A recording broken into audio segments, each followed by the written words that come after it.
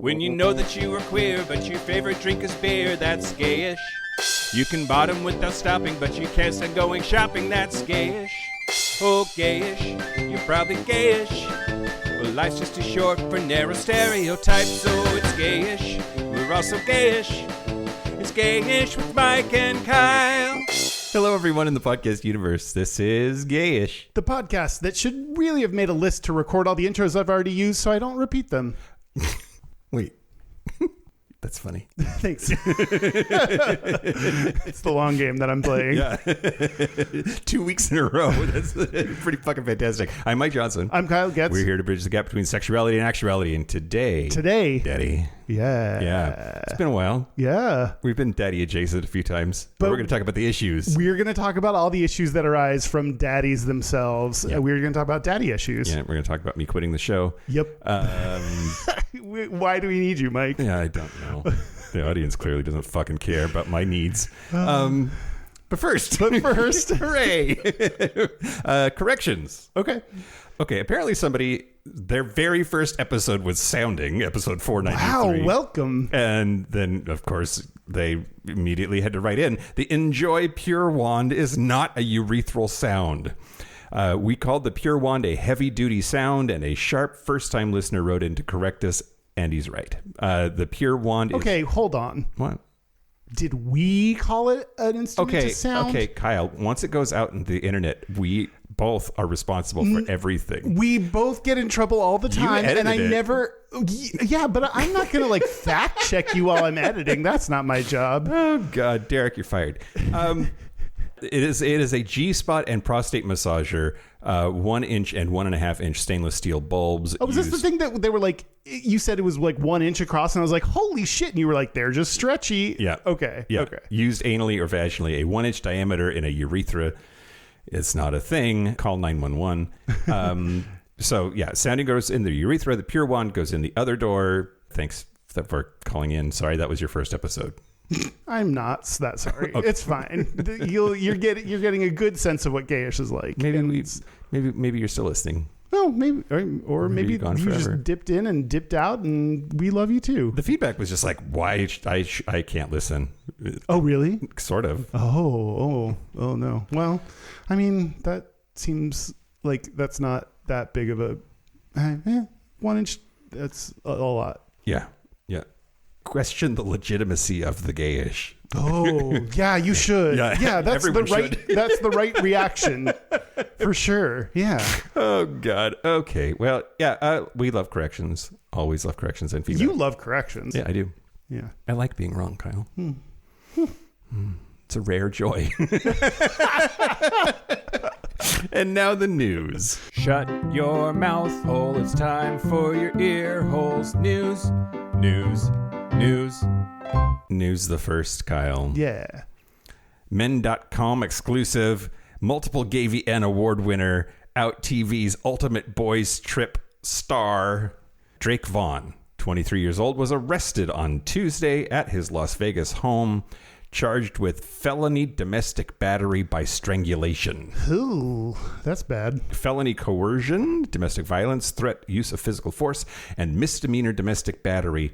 The alleged victim is his partner, and TMZ is reporting on this.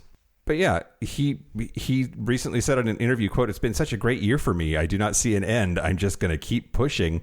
But yeah, apparently he is a bad dude, or is accused of being a bad dude when it comes to the way that he handles disputes in his household with his partner. Yeah. God, that sucks because he has such a big dick. It's a giant dick. And, or is he a small person? Or is it both? Oh, yeah. I think it's a little bit of both. A little bit of both. Yeah. But yeah.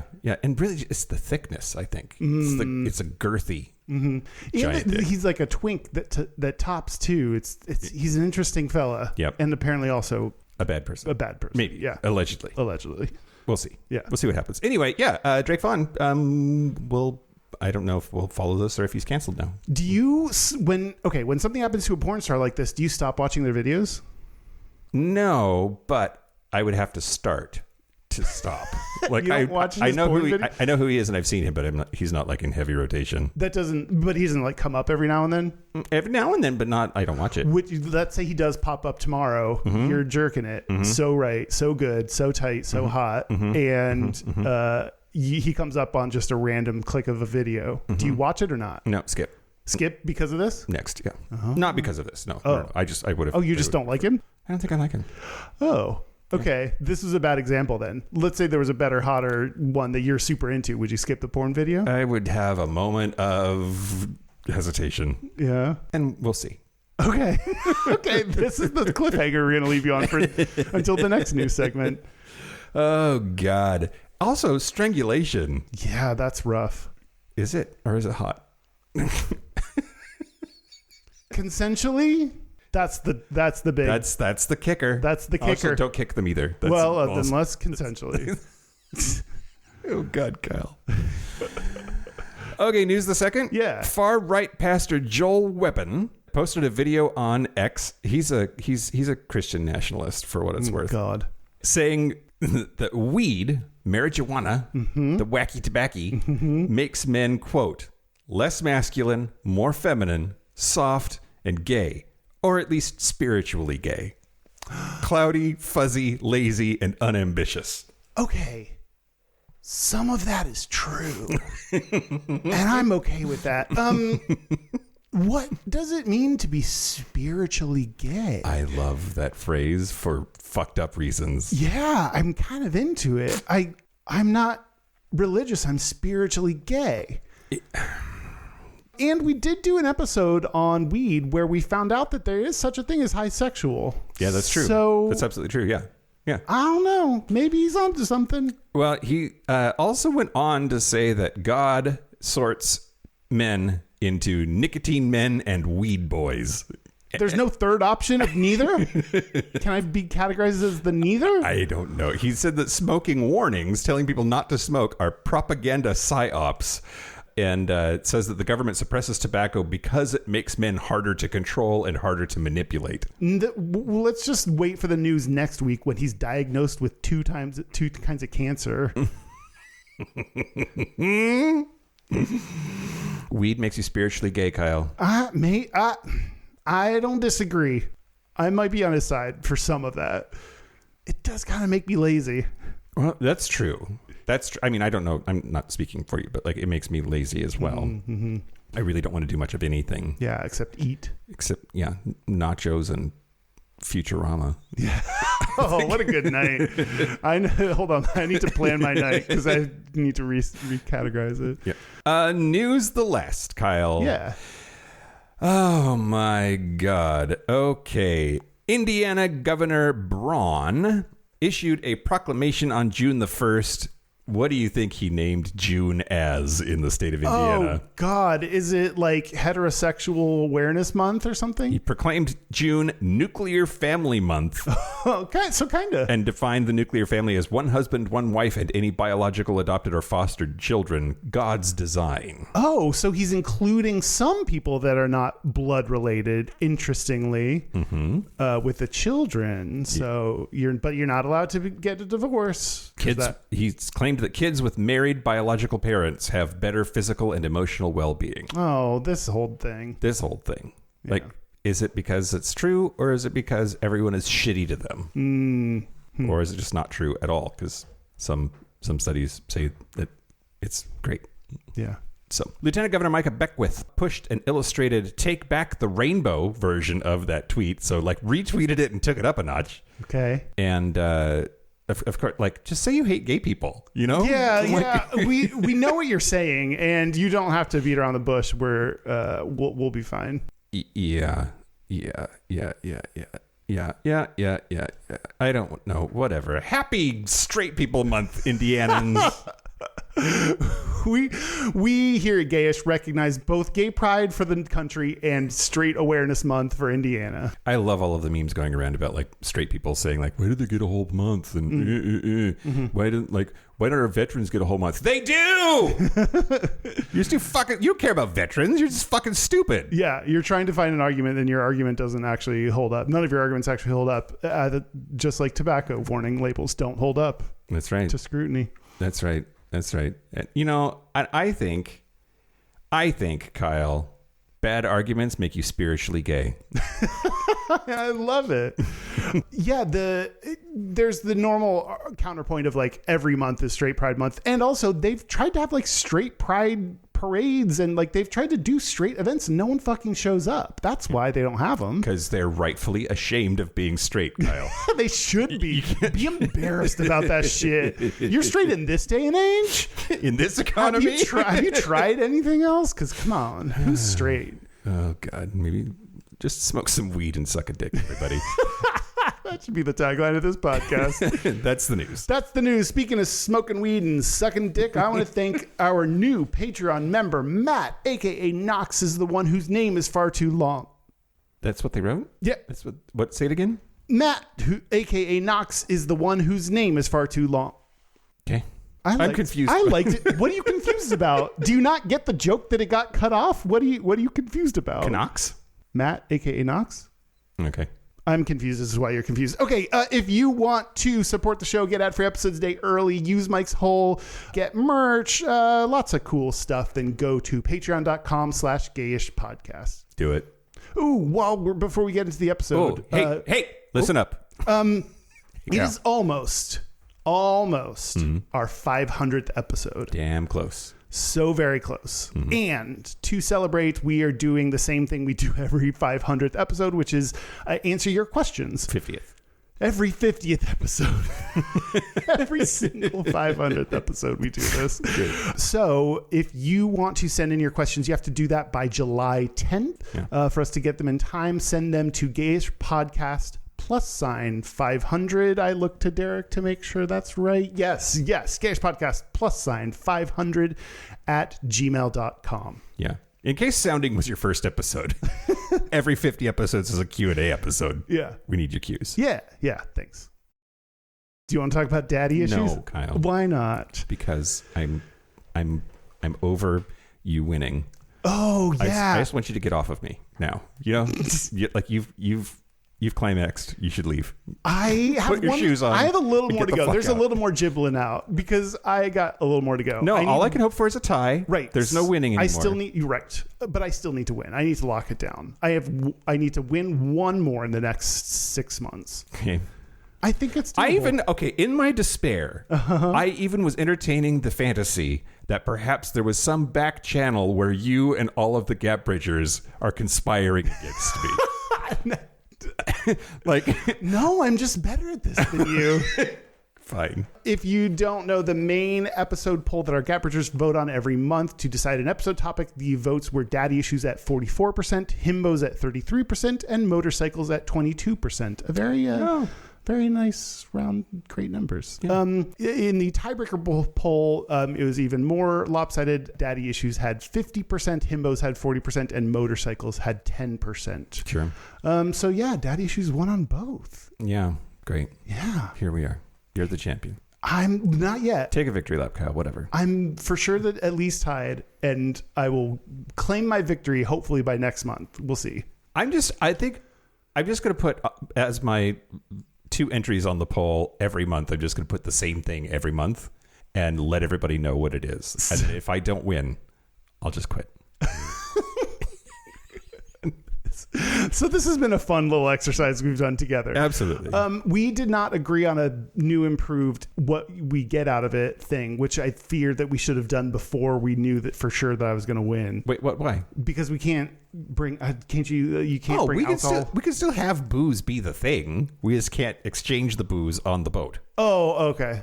I thought being on the boat was a crucial part of it, but okay, you can just give me some alcohol. I will give you the booze in advance, and you have to drink it and bring the empty bottle on the boat. Or I could give you a life-size printout of a bottle of booze on the boat. I don't know. I think you can bring a certain number of bottles of wine. What is it that you're allowed to bring on the cruise? I don't know. Plus, we have the unlimited drink package. Did you know that we got the unlimited drink package, Kyle? Oh, there's an unlimited drink package. Options. Oh, yes. Yes. And the Wi-Fi package so I can check Sniffies. Oh. Did we get that? Does Sniffies work on a boat? We'll see. I sure hope so. Great. Just send all the dicks to my room. Gayishpodcast.com/cruise, everybody. Let's talk about daddy issues. Let's talk about daddy issues. Okay, so we've been doing personal stuff at the top of the show. Yep. Which I think is the right move. Yeah. And we're going to talk about personal stuff. Yeah. Now, some of this has already come up because of the age gap episode that we did and because we talked about sugar daddies like way back in season 2. So like there is going to be some overlap and just fucking deal with it, everybody. Yeah. But yeah, I am in an 18-year age gap relationship, and so I'm uniquely qualified to talk about these things. Well, but are you? Because you're not the one that would be accused of having daddy issues. That's right. You would be the beneficiary of the daddy issues. That's right. The personal angle that I do want to talk about is the presumption that something is wrong. We talked about this a lot in the age gaps episode, but it definitely still applies here. The presumption that there must be some sort of dysfunction that leads to an 18-year gap in our ages. And one of the presumptions that illuminates itself is you must have daddy issues. Like there's something fucked up with your relationship with your dad, which, by the way, not a great relationship with his dad. Oh. Because, like, they're kind of Trumpy, and like that's like really hard, and like, I get that. I get that too. Anyway, but it's not like it's not a requirement to be into daddies that you have daddy issues, or is it? And that's what we have to kind of analyze a little bit here in this episode. But yeah, the presumption that there's something wrong and that having daddy issues is that wrong thing also gets applied to straight girls. Mm-hmm. Yeah, I think mainly gets applied to straight girls. Yeah? Yeah. Yeah, I don't know. What do you think? I don't think I've entertained this with you before off the show, so this is going to be awkward. Here we go. Fun. How do you feel about my age gap? And do you have a part of you, and it's okay for there to be a part of you that like presumes dysfunction of some kind?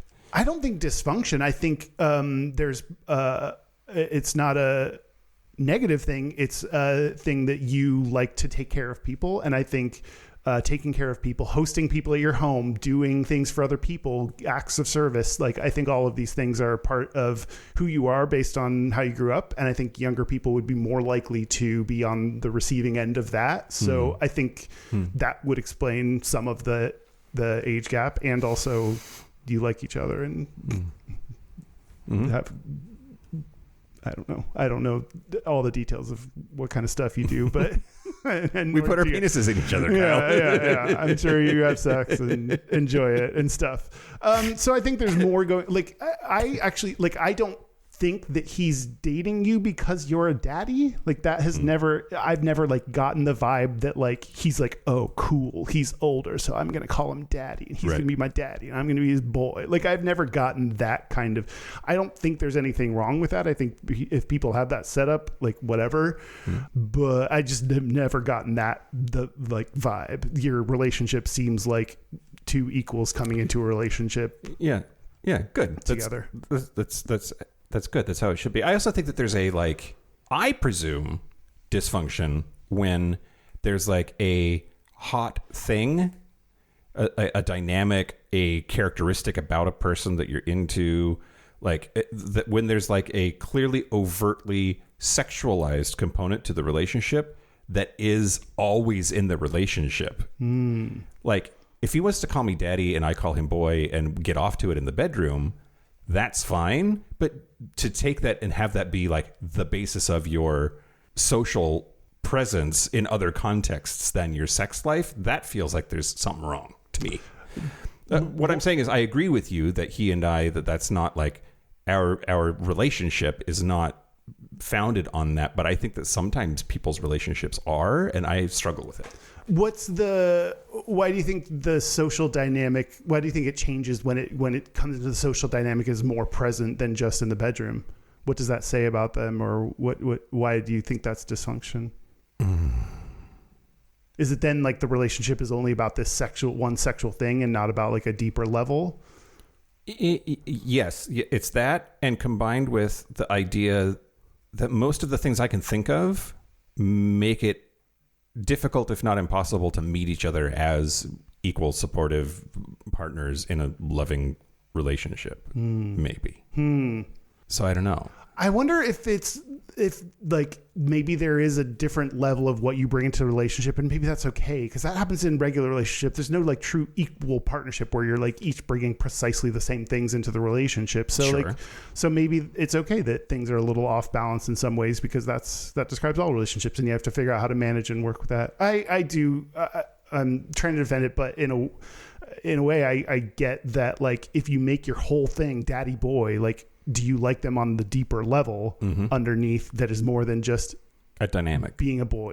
Than just that dynamic. Yep. And I think it's possible, but might just be a little bit harder when you, and then like, is that going to be the same dynamic as you grow older? Is he going to be your 60-year-old boy when you're 80? You know, you got to figure out if that dynamic is going to hold up, and if you like them beyond that dynamic. Yep, absolutely. I totally agree.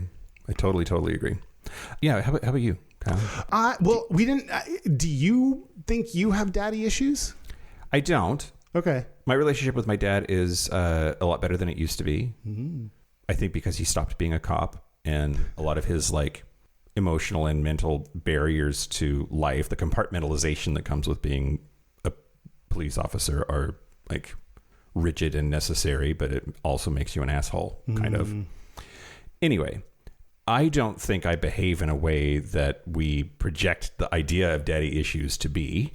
Like, somebody who has daddy issues, there's a profile there, right, of like the ways that they navigate through the world, and I don't think I have those.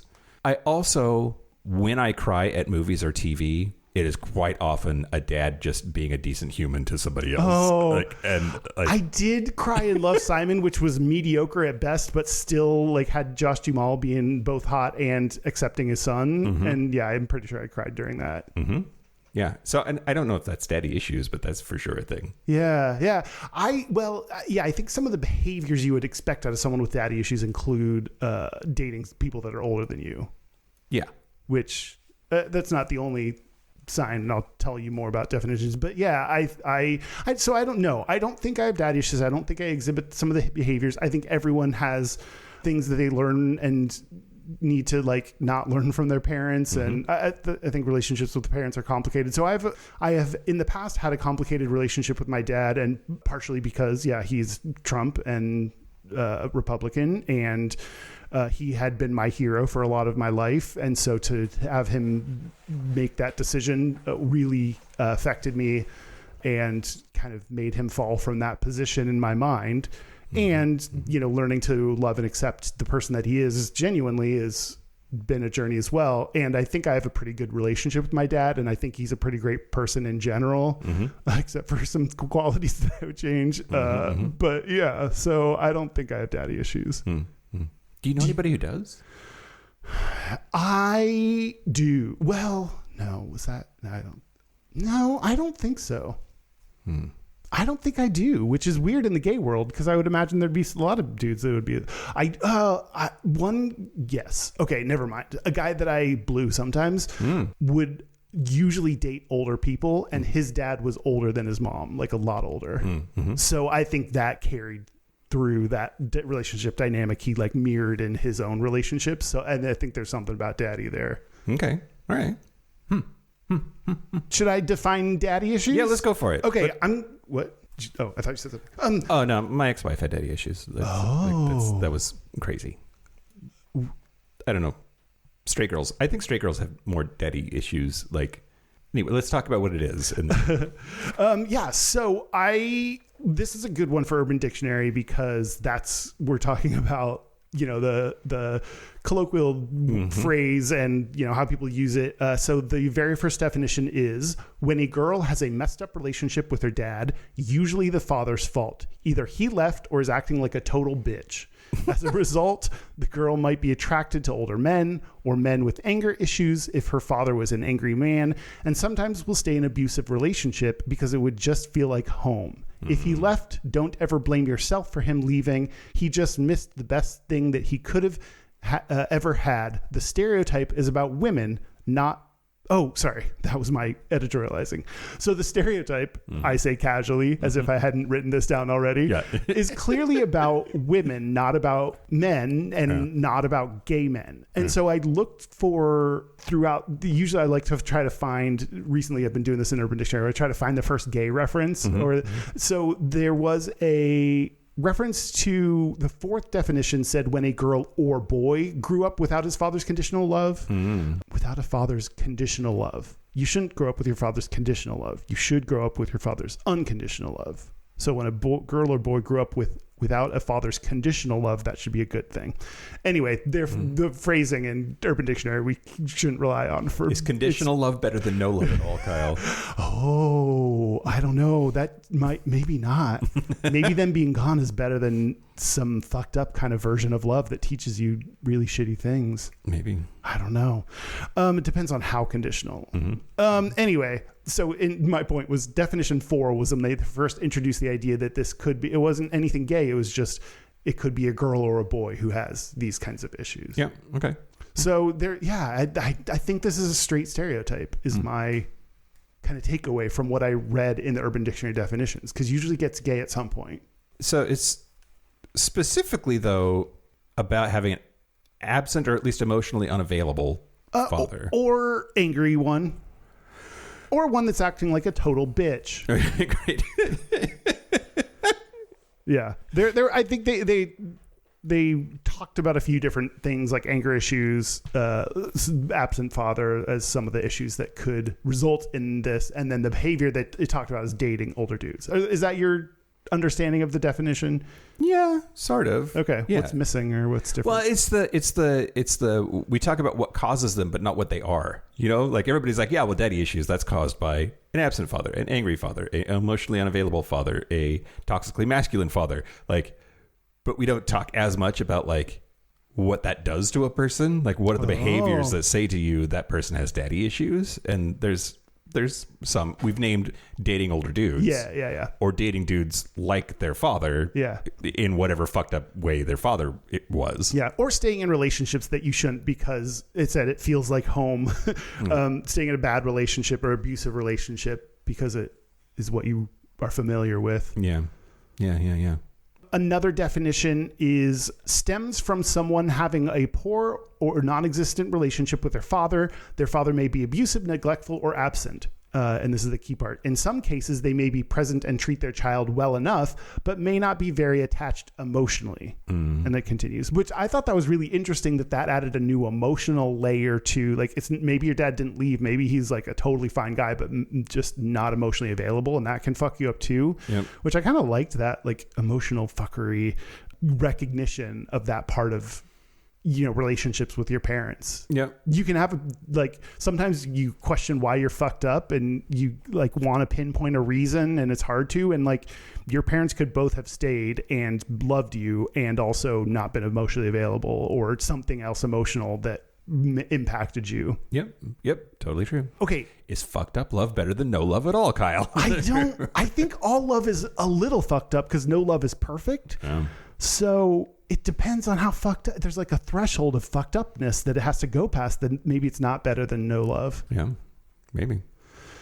Oh, I'm single. Okay. Other definitions related to daddy issues is the phrase "daddy issues become daddy issues." The definition is just a little food for thought. Yeah, that's true. Yeah. Yeah.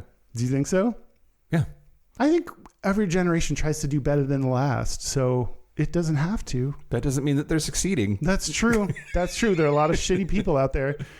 There's reverse daddy issues. Ooh, when your father is the best person in your life and you hold every other man you meet to the same high standards. Because of this, no man is ever good enough for you. That's also daddy issues. Come on now. But it's the different kind. Yeah. That explains why it's reverse daddy issues. Yeah. The dysfunction still seems about like the primacy of the father, whether it is in his goodness or his badness, that leads to behavior. Yeah, but like the assumption of daddy issues is always that it's a bad dad. So you got to flip it you got to say reverse to flip the script on that. All right. Okay. I think. Another word that I found is top with daddy issues. The definition is me. Meet that guy. And spell meat. And second to last, daddy issues. A girl has daddy issues when she cannot get over her dead daddy. I was wondering where this accent was coming from. That you all of a sudden I adopted new accent in how I say this and just don't explain it. The last one, which is my daddy issues. Daddy issues. My favorite one was sky daddy issues. Oh. And the definition is sexual deviance that results from being raised in Christian purity culture, religious trauma, not parental. Totally. I love sky daddy issues. Sky daddy issues are everywhere, abundant, especially if you're Catholic. Yeah. That's how we define it. All right. Well, I'm going to talk to you about the history of daddy issues, Kyle. And some of this, again, has been covered in previous episodes, but it's worth going over. But daddy, let's talk about the word daddy. Okay. It's basically the noise that babies make. That's dad, dad, dad, dad, dad, dad, dad, daddy. That's the connection there. And it has been on record since around 1500. So it's a very, very old word, and we've been writing it down for a while.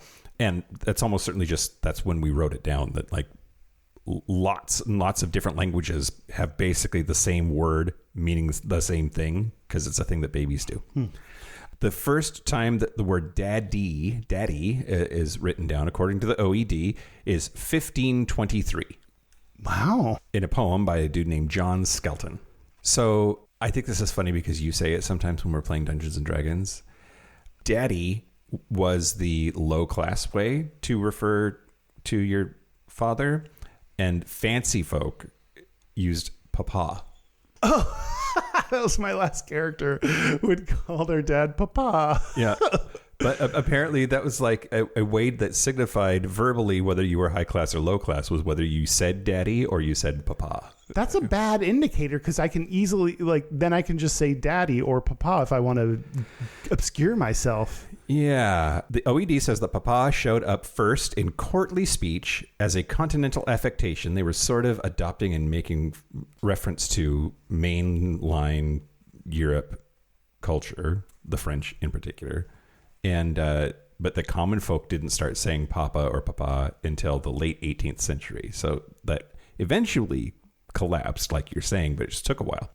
Okay, when did it stop meaning your actual dad, your actual father? A little earlier than I thought.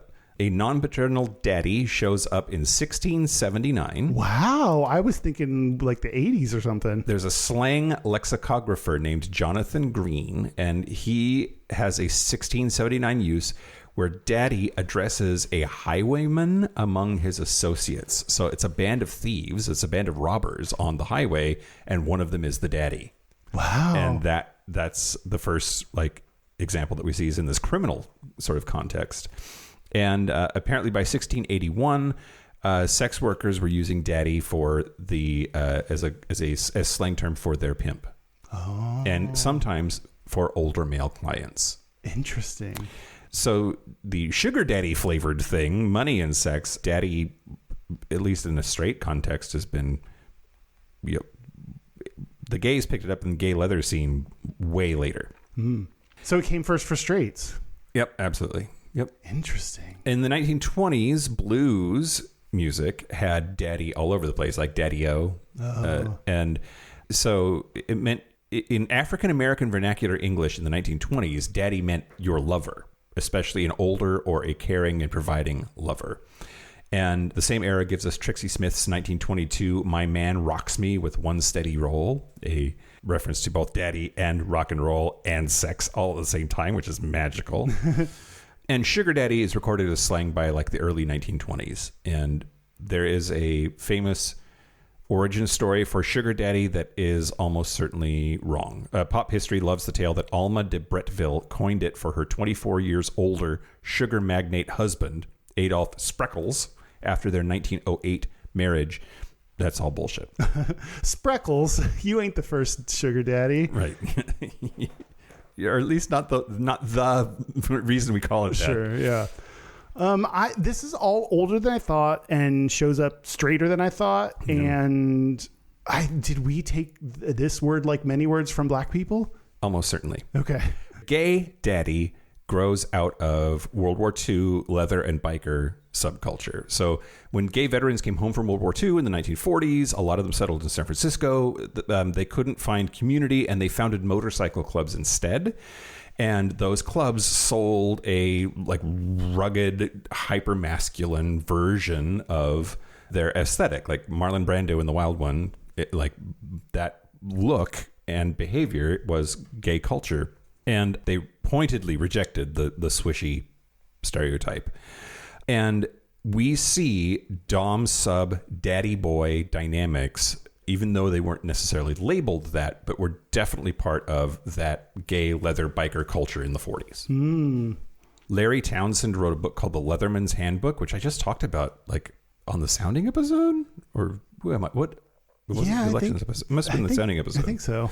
But that's the first time that we see daddy referring to a gay person written down. It was in that book as part of the leather and SM scene. So yeah, leather daddy became a thing. Bears added their own daddy lane in the 1980s. So bear subculture. I never thought of bear as a daddy lane. But bear contests as early as 1987 had categories for bear, cub, grizzly, and daddy. That was a thing that you could win an award for at a bear pageant. I am an award-winning daddy. According to the bears. According to the bears. They got good taste. And then from there, daddy went everywhere. But let's talk about daddy issues. So that's the concept. We've talked about a lot of the daddy stuff before in the other flavors of episode, but who gets responsibility for daddy issues? Freud is exactly right. So he didn't actually use the words daddy issues, but he talked about the Fata complex, which is he built around the 1909 farter complex. Fata, which he built around the 1909 Ratman case and named in his 1910 paper The Future Prospects of Psychoanalytic Therapy. Carl Jung also talked about the Electra complex, which is the mirror of the Oedipal complex. It's when a girl wants to fuck her dad. That's the Electra complex. But father complex is the term, but father complex, as it was studied and as it was diagnosed, is for sure the basis of daddy issues, and it applies almost exclusively. It applies almost exclusively to straight girls for decades. Now, issues, the idea of saying like they've got issues, meaning they have mental health issues, that word wasn't used that way until the 1970s. So the phrase daddy issues, meaning mental health outcomes that are attributed to problems with the relationship with the person's father, that phraseology wasn't even possible until the 70s. So daddy issues as a term is new. And again, applied almost exclusively to straight girls and their psychology. Now that changes in the early 90s, and it's pretty slow, but it does gain traction. Charles Scull in 1992 wrote a family psychology book called Fathers, Sons, and Daughters, and it includes the phrase, quote, "Power and authority are daddy issues inside the bedroom as well as out." Oh, they're not problems for me. Yeah. In 1995, Vogue had an interview with playwright Tony Kushner, and they talked about Oedipal, mommy, and daddy issues. And so there are some like more recent things, but it was just a matter of time before all of those things intersected, and daddy issues as a foil to mommy issues reached gay culture, and we latched onto it. We already had the concept of daddy sexually anyway, so we put it together pretty easily. The Vampire Diaries had an episode called Daddy Issues in 2011, and The Neighborhood released a 2015 song/album of the name Daddy Issues. The Daddy Issues _ Instagram launched in 2014, and that's like Daddy Issues were born. Oh. Some analysts, and I'm interested in your feedback on this, and then we'll end the history segment here. The same word, daddy issues, is a slur sort of way to diagnose a woman who is got problems. She's got daddy issues. But daddy usually comes without the issues in the gay world. Mm-hmm. That we talk less about daddy issues being a gay thing. In fact, it's celebrated. Yes. But a straight girl with a daddy of any stripe is automatically presumed to be daddy issues. Yes. This is something I wanted to talk about. I'm glad you're bringing it up because we were talking about something. We were actually talking about the podcast, but an unrelated topic with one of our friends yesterday. And she said, people hate women so much. Like people just hate women. Like people will find ways to attack women. It's just sexism, the way that women get disparaged and treated like they're unique. They have unique problems because of this. We will always diagnose women as crazy for anything they do or say or any kind of little problem they have. And yeah, gay men, because we're men and not women, don't get that same kind of negative, really shitty kind of outlook when it comes to daddy issues. And yeah, we're probably more celebrated than women are for our daddy issues. Well, and like look at Hillary Clinton, like one of the most stable, chill presences ever to run for president, losing to this just crybaby man baby tantrum shitbag. Yeah. Fragile, thin-skinned idiot. Yeah. And people would rather have that than let a woman have the reins of power in this country. Yeah. It's wild. Yeah. Well, not most of us. Most of us did vote for her. Well, that's true. That's true. That's true. That's true. The Electoral College. That's going back to... And here's Brian Derrick back again to tell us why. So I think that it's just our shitty attitude towards women that they get the negative label of that. I totally agree. Let's get out of this, Kyle. Let's talk about the Gayda. Let's talk about the Gayda. This did not use the phrase daddy issues itself, but so we're talking more about the concept of daddy issues. This is called relationship history and relationship attitudes in gay males and lesbians, attachment styles and gender differences. This is by Stacey R. Ridge and Judith A. Feeney. This is published in the Australian and New Zealand Journal of Psychiatry. I didn't double check that this is peer reviewed. I'm going to assume it is, because most of the scholarly articles I look up are, but I don't know for sure. This came out in 1998. The methodology, they gave questionnaires to 177 people who identified as gay, and that included 77 gay men and 100 lesbians. They asked them questions about attachment style, working models of attachment, early relationships with their parents, and relationship history, status, and functioning. They compared that against 150 people, straight people, that they also gave the questionnaire to, focused on their attachment style model. There were 39 men and 111 women. They assessed people based on the 4-group attachment style categorization model. That is secure, fearful, preoccupied, and dismissing. And this is basically a quadrant of your views of yourself versus your views of others, and are those views positive or negative? So that forms the 4 quadrants that are these 4 categories. If you have a positive view of yourself and others, you are secure. That's the good one. That's the dream. I'm not that one. There's the positive view of yourself, but negative view of others, and that is dismissing. There is the negative view of yourself and a positive view of others. That's me. That's preoccupied. And there is the negative view of yourself and others. That is fearful. Do you think you fit into one of them? You don't fit into any of those? What do you have? Where you have a neutral view of? I think a lot of these things are useful models, useful constructs for talking about relationships and dynamics and all of that.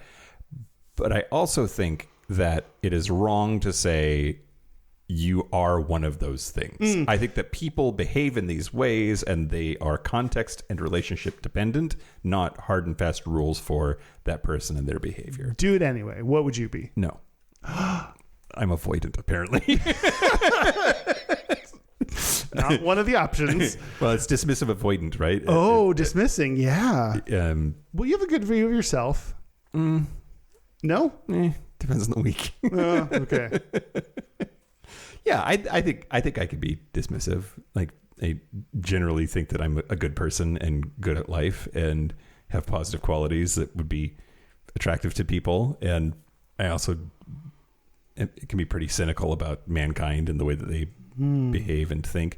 But I also love people. Like, I believe in humanity. So you're kind of like secure dismissing. Yeah, somewhere in like on that spectrum. Okay. You think that you are insecure? No, what's the preoccupied? Preoccupied. Negative view of self and positive view of others. I mean, you're a thinker, Kyle. Yeah, I'm not the thinker. You're no. Doesn't he kind of look like he's pooping? A little bit. Now that you mention it, there are. You also are a pooper. So I do poop. The three that include some kind of negative aspect to it are called non-secure. Dismissing, preoccupied, fearful, those are categorized as an insecure attachment style. And then there's the secure one, which is a positive view of self and others. So anyway, the results for straights versus gays, there were similar patterns of attachment styles. okay. So gays didn't have more insecure attachment styles than straight people. They didn't identify too many differences. The one exception is that there were a higher proportion of preoccupied men in the gay sample. And preoccupied is the negative view of self, but positive view of others, the thing that I am.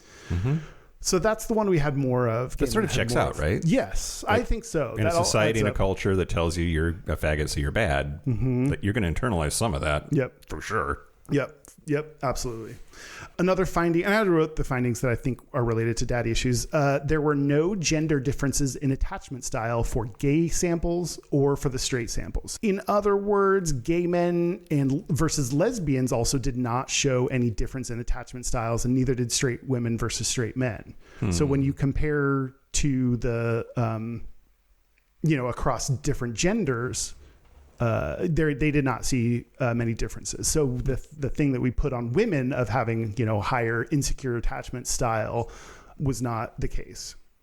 For gay men and lesbians, parental history is not a strong influence on their current attachment style.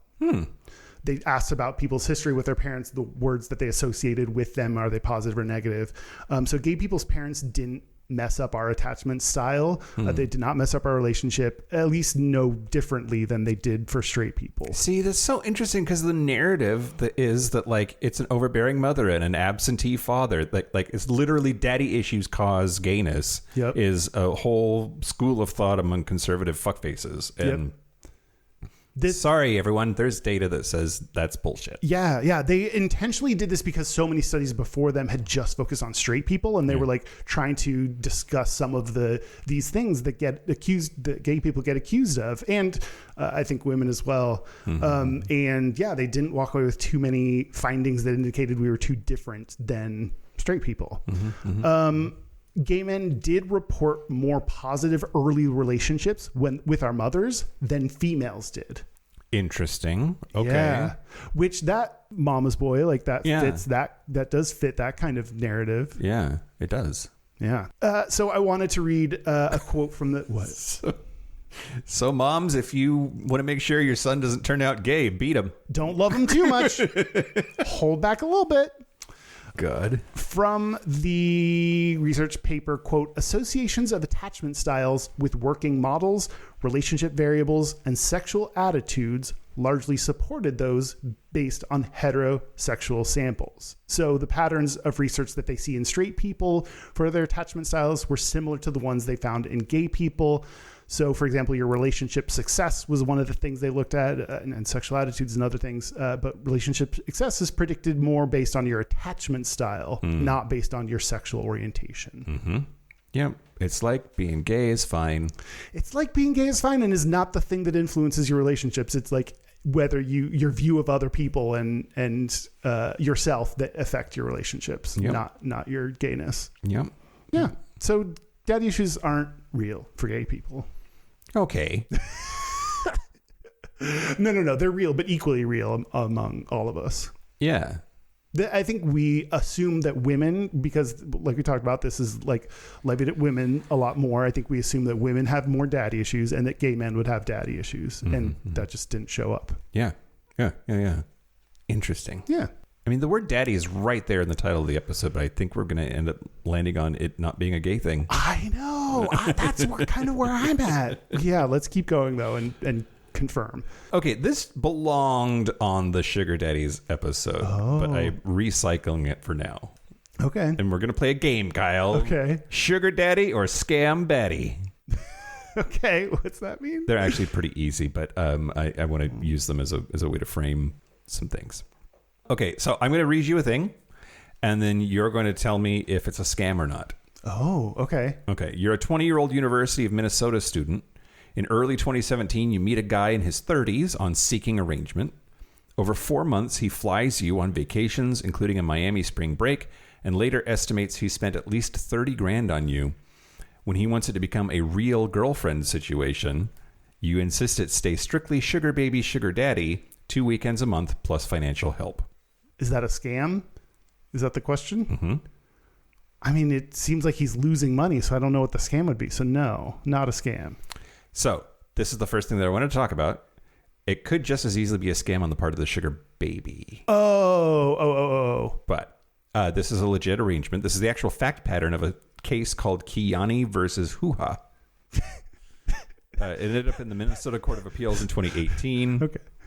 And it was ruled not a scam, that it was a legitimate arrangement. And yeah, so I didn't even think about the sugar baby being the one taking advantage of the scam. So that's my bias towards who's in charge. Yep. We want this is sort of like tips and tricks, like wrapped up in these for conversations. But like the money flowed from the daddy. Mm-hmm. There was real plane tickets and real hotel stays. Nobody asked the baby for money at all. There was a spoken arrangement that didn't include sex as part of the conversation, explicitly anyway. So, okay. Number 2. You are a 19-year-old broke freshman at Ohio State. Someone slides into your DMs and says, "I'm open to paying you $4,000 weekly if you keep me happy. You just have to buy me a $20 Steam gift card first to prove you're genuine." You buy the card, send the code, and the weekly $4,000 never shows up. Yeah, that's a scam. Whenever someone messages you on Grindr and says, "Do you like to be spoiled?" Sorry, that's a scam. That's a scam. That's not someone. Sometimes when that first happened, I was like, I could do this. I could fuck some dude and make money off of it. And yeah, it's not a real offer. Not a real offer. This is a scam. This is a verbatim documented sugar daddy scam script flagged by security researchers at a company called Trend Micro. And any promise of a big payoff because you give a little bit up front is always a scam. And It doesn't matter if it's the Nigerian prince or a potential sugar daddy. Real people with real resources that want to give them to you don't need you to give them anything first. No. Yeah, exactly.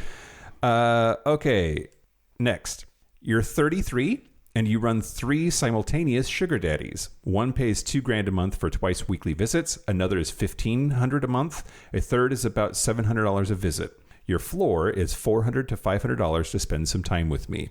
One of the highest paying ones is non-sexual. You literally just lounge by his pool. Not a scam. Not a scam. Yeah. Whatever consensual adults do with their time and their money is theirs. So this is a real situation. The sugar baby in question's name was Jessica. It was profiled by money.com. It had a documented minimum of $4,900 a month just to go hang out with these daddies. And there's, I think, an ethical question happening there. Do the daddies need to know about each other? Oh, have you had, I think of this I think of dating. Have you had an exclusive conversation or an exclusivity conversation? If you have, then, and you lie, then there's where you run into moral dilemmas. But if you never said you're not seeing other daddies, then you can't assume that. Do you charge more for exclusivity? Yeah. Oh, yeah. Yeah. It's like advertising, category exclusivity. You charge a premium for. Not a scam. Not a scam. Okay, next. You're a 24-year-old grad student sitting on a few thousand in credit card debt. Your generous new sugar daddy offers to wipe it out. He asks for your credit card details, and sure enough, a big payment posts to your account. As a thank you, he asks you to grab a few Apple and Google Play gift cards and send him the codes. A couple of weeks later, the credit card company reverses his payment as fraudulent, and you're on the hook for the debt and the gift cards. Yeah. I mean, you kind of gave it all away that this is a scam. Yeah, if you are buying a gift card for someone, that's a scam. Even if it's someone you think you know. The part here, the lesson here is just because money hits your account doesn't mean it's yours. This gets people in trouble all the time with their bank, with their credit card company, with their mom. Like, just because Bank of America shows that your balance has gone up does not mean that that is your money. And so, yeah, be careful. Be careful with that because these things have a way of being reversed, which we're finding out as a business. Yeah. Oh, my God. Speaking of scams. Yeah. If you're a lawyer that's good at credit card fraud stuff, let us know. Okay, next one. You're a gay guy in your late 20s in Toronto. You have a 2-year non-sexual arrangement with Peter, a 40-something hair salon owner. The rules are you have to be available weekly, be on time, keep up a professional appearance, and over 4 years across multiple daddies, you pull in over 10 grand Canadian in cash and gifts plus career mentoring. You later sue, claiming that the dynamic was disempowering and very emasculating.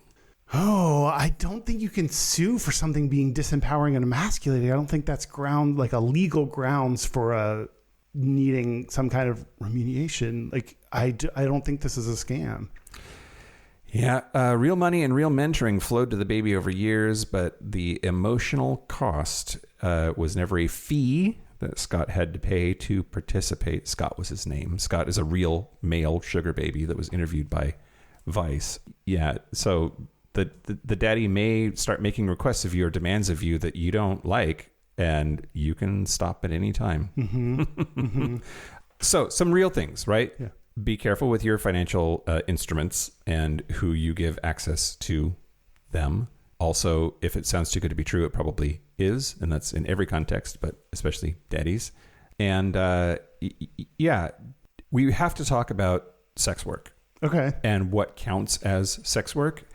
Sex work is work, and there are many, many, many slurs and euphemisms for sex worker, and one of those is prostitute, and I'm not going to call people prostitutes, but I do, when I'm going through this content, need to be not shy away from the fact that's what the criminal act is called, like in statutes. So I'm going to talk about prostitution, but like it's in a legal sense. It's not a judgment on people at all, or their value, or the value of sex work. I just want to be clear about that. But in a lot of states, it becomes prostitution the moment that there's an agreement to exchange something of value for specific sex acts. So if you say it's $3,000 just to spend time with you, daddy, that's okay in most jurisdictions. But if it's $3,000 and I'll blow you, then that's when it becomes illegal. And I think it's okay to think that like you can't get caught, that like who's going to catch you? But it has happened, usually because the relationship goes sour, and then suddenly now prosecutors have a bunch of text messages and emails in evidence that show that this is what was going on. Yeah, this I guess is why people use like WhatsApp and other like text messaging services, so you can remove the conversation from both sides. Yeah. Prosecutors look at communications, contracts, and text messages to determine whether a quid pro quo for sex exists. So now in some jurisdictions, in Washington, D.C., prostitution is defined as a sexual act or contact with another person in return for giving or receiving anything of value. Okay, that makes sense.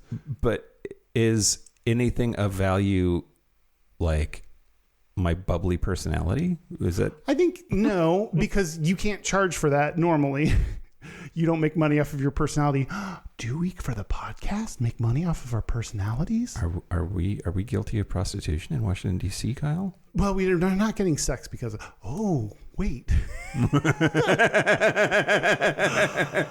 Okay, this is weird. No, I think like if you do like accounting services for them, you're providing something of value that is your time, and your time is usually paid at a certain rate. So it is like worth a monetary amount. So I think that would be included in anything of value.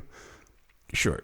But you're not having your accounting done in exchange for sex. Oh, but yeah, right. I mean, assuming if you do that in exchange for sex, then yeah. Florida has an interesting take. It's the giving or receiving of the body for sexual activity for hire. And the 3-verb structure we see is pretty consistent across, like state to state. Offer, agree, solicit. Anyway, I'll stop talking now, Kyle.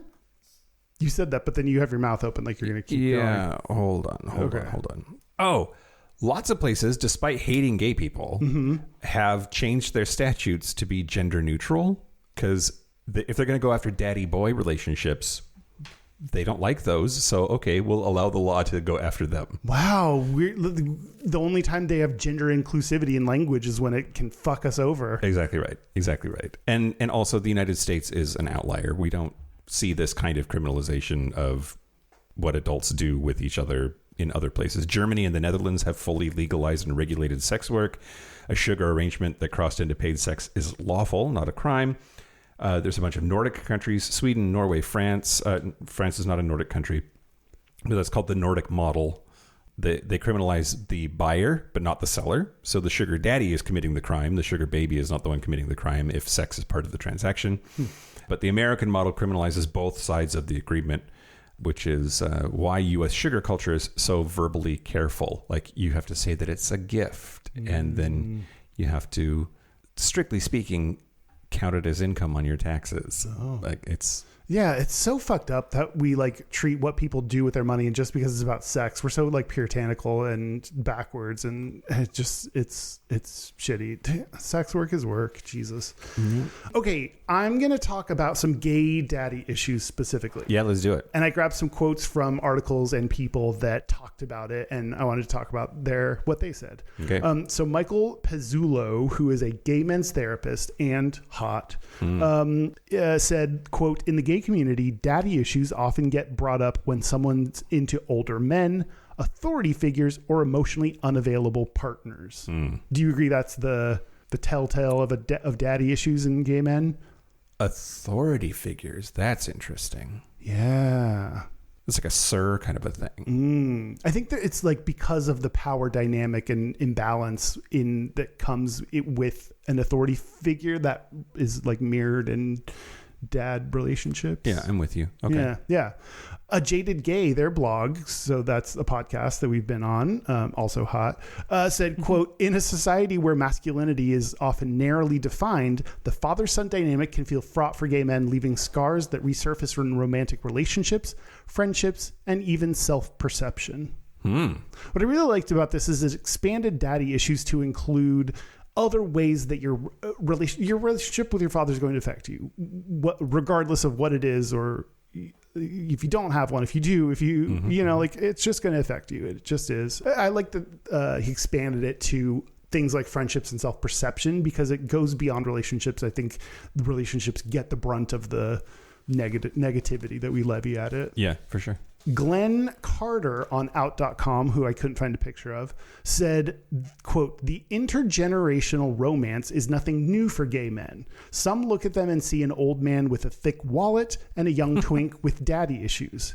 If you've been in one of these relationships, you know that's rarely the case." You're in that relationship and you said the same thing. So it seems like he's saying, my like, wallet is thick, Kyle. Yeah. My dad has a really thick wallet too. Like literally. Like I'm like, "Dad, you need to take some things out of your wallet." Yeah, you have a dad wallet. Thank you. Sorry, I'm making light of the situation. Yeah, it's okay. It's I mean, gayish. This goes back to my thing from the personal section at the top of the show about how like I assume that if it's daddy boy nonstop all the time in every context of your relationship, that there's something going on. Yeah, but not the like intergenerational or age gap. You don't assume there's something going on. But if they have the label, the daddy boy labels all the time. Yeah. Ollie Anderson, a transformational coach in the UK, said, "The core issue in all cases of daddy issues is unresolved toxic shame about who they are in their realness." That was very good, all caps voice. Thank you. I didn't want to yell because of the podcast, because of the audio that I have to listen to first. And this is because the original wound that their dads inflicted upon them caused them to become disconnected from the truth about themselves at some level, to go into hiding because they started to believe that the real self was wrong or defective in some way, when it's always quite the opposite. The real self is always perfectly imperfect and beyond right or wrong. Is this from Velvet Rage? No.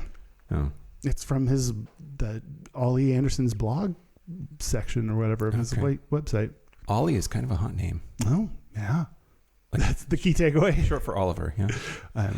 Yeah, I mean, this idea of like the wound that whoever in your life gave you when you were younger, and that like you either figure that out or it continues to sort of affect your behavior in ways that are less than pleasant, I think is interesting. I tend to have like a skeptical view about it, but why's that? Because I think I don't know. No, I just think it's more complex than that. There's not like it's not as easy as like defining the wound that happened and that then in turn affects you. Like I think there's like an array of different things they do and things that impact you, and yeah, I just don't think it's as simple as I think he's making it sound. There's patterns and like long-term reinforcement that like I think needs to happen. Yeah, I don't know. Last one is psychotherapist David Bowman, who said, quote, "Boys often grow up with men who taught them that a man favors conflict over compromise and is distant and uncomfortable with emotions. Straight boys, however, could still find role models in general culture. Every movie and TV show showed straight boys how to be men. For gay boys, there was no such thing. In fact, for anyone who did not see himself as mainstream and straight, there were no role models at all." An oversimplification, but okay. I liked this theory that straight dudes have other role models to look up to and gay men don't, and that could... We don't see it in the data. We don't see these differences between gay and straight people, like I shared. It's interesting that we uniquely don't have or didn't have role models to look up to in media or anywhere, and that may affect us differently. Doesn't that presume, though, that a straight man can't be a role model for a gay boy? Because I think that they can. That's true. And that's sort of like, it would be nice if there were some gay role models to look up to and learn things from, but the absence of them doesn't mean that there was nothing. That's true. That's a very good point.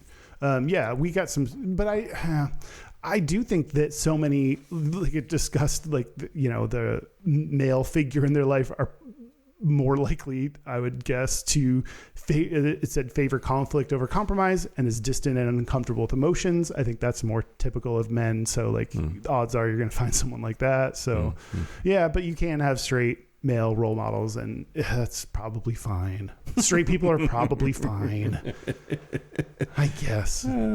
That's it.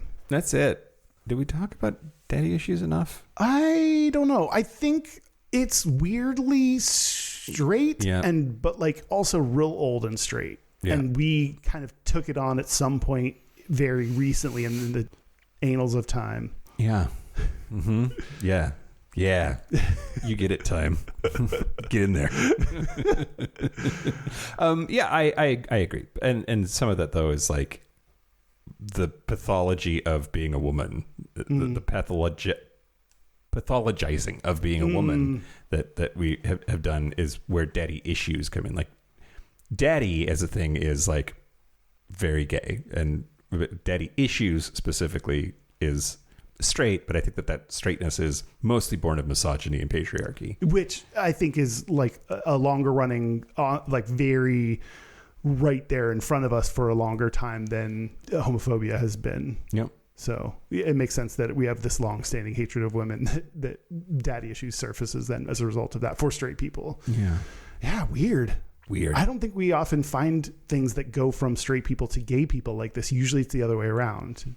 Like it starts with either gay people or oftentimes black people, like for vernacular, like, and then we adopt it, and then it goes to straight people, and then it goes to women, and then it goes to straight people. Straight people, you win this one. You win this round. And so do I. Yeah. Should we take a break? Yeah, let's take a break. And call our dads. Break. We didn't tease what I was going to talk about in the Patreon segment, Kyle. Do you want to do that now? I don't know. In the Patreon segment, we're going to talk about cultural daddies, especially Pedro Pascal. Okay. This is the part where Mike and Kyle take a break. Are you ready? Yep. Are you recording? Yep. Are we back? We're back. We're back. We're going to do our gayest and straightest. We're going to do our Gayest Straightest, but first, hey, send in your questions so we can answer them. Our 500th anniversary episode, something is coming up. Send them in. Very soon. So hurry up. And come on our cruise. Yep. Buy our book. Buy our book. Come on my face. All the good things. Our website is gayishpodcast.com or freakbooty.com. Yep. Oh, you can. I now completely forgot what I was going to say because I forgot about our website is gayishpodcast.com. We're on social media. Thank you. I needed a running start. We're on social media at Gayish Podcast. You can find more ways to contact us, like our Discord server or our Facebook group at gayishpodcast.com/contact. Our hotline, you can send us text messages or leave us voicemails, especially if it's your questions for our 500th episode. Yeah. It's 5855-GAYISH. That's 585-542-9474. Standard rates apply. Our email is gayishpodcast@gmail.com. And our physical mailing address is Post Office Box 19882, Seattle, Washington, 98109. You know what, Kyle? What? This is great. Yeah, you're great. You're great. Do you want to give us your gayest and straightest? Oh, sure. Let's do gayest and straightest. Why not? The gayest thing I did this week, Kyle, was I was looking for, I had some travel plan hiccups and had to rebook a hotel when I'm there in Atlanta. And I picked one out specifically for its proximity to the Go-Go Boy bar. Oh, that makes sense to me. That adds up. Yeah. Yeah. It's real you're close. gonna have fun. It's going to be great. Last time I was there, I got super COVID from the stripper because he bit me. That was there? Yeah. Oh, same place? Yeah, same place. Oh, I'm going what back. if he's still there? No, he's aged out by now. That was 4 or 5 years ago. And then the straightest thing I did this week, Kyle, oh my God. What? Went bowling for date night, and I beat my boyfriend 3 times at bowling. Wow. I hate bowling so much. Okay. It's pretty straight, though. Yeah, it is. Bowling is straight. Yeah. Oh, for sure. Winning at bowling, even straighter. Even better. My gayest is Mike. Mm-hmm. I was called a whore on Sniffies. Oh. But not in a sexy, hot, fun, playful way. Like someone was like, read my profile and was like, you're a whore. Wow. Yeah. Wow. Yeah. How did you... Okay. I'm sorry. I was like, not great. No, it was not fun. I call myself one, and sexual partners can call me one, but not just out of the blue and not in an actually mean way. Also, you're on Sniffies. This feels like a pot kettle moment. A little bit. Completely agree. It was the most confusing thing. I just said that was rude. Yeah. Like I said, consider being nicer in the future. Yeah. That's fucked up. I'm sorry. Yeah, it sucks. My straightest is a hookup came over and I accidentally left out my cum towel. Oh, Kyle. The crusty sock just kicked that out of the way. Oh boy, yeah, that was embarrassing. We have a listener's gayest and straightest. Ooh. Hi, Mike and Kyle. This is Marco Redhouse from Sacramento, California, calling in with my gayest and straightest. My straightest, I filled in my car tires with air by myself for the first time using an air compressor. I was very proud of myself for doing that. My gayest is I read one of the Heated Rivalry books while I was waiting for my husband at his gay chorus practice. We had just watched the show, and we loved it. Hope you guys are doing well, and keep up the great work. Bye. Oh, thanks, Marco. Thanks, Marco. Air compressors, right up there. This top 10 things you can own and be straight. Heated Rivalry books. That's one of the top 10 things you can own and be gay. 100%. Yeah. Did we do it? Yeah. Thank you to all of the daddy issues. No. Thank you to everybody who has daddy issues. Sure. For processing those and dealing with them and not in the context of a relationship. Thanks to my boy of a boyfriend. Oh, God. I don't like that. And thank you to our super gappers. Thank you to Matt H. Jesse, Adam Y. Locomotive, Simon Srirachi, Kaylee Adams, Kate Oliver, Kobe, Gordon Squaggle, William Bryant, John Crowley, Stephen Porcio Stossel, Jonathan Montañez, Forrest Nell, Steve Douglas, Explosive Lasagna, Michael Covington, Thomas B., Dusty Sands, A. Coleman, Chris Cacciatorians, and Jerome York. Thank you for your support. Thank you for your money. That's it. This has been Gayish from the Chris Cacciatorian Studios. Daddy, I'm Mike Johnson. I'm Kyle Getz. Until next week, be butch, be fabulous, be you. See you next week. See ya.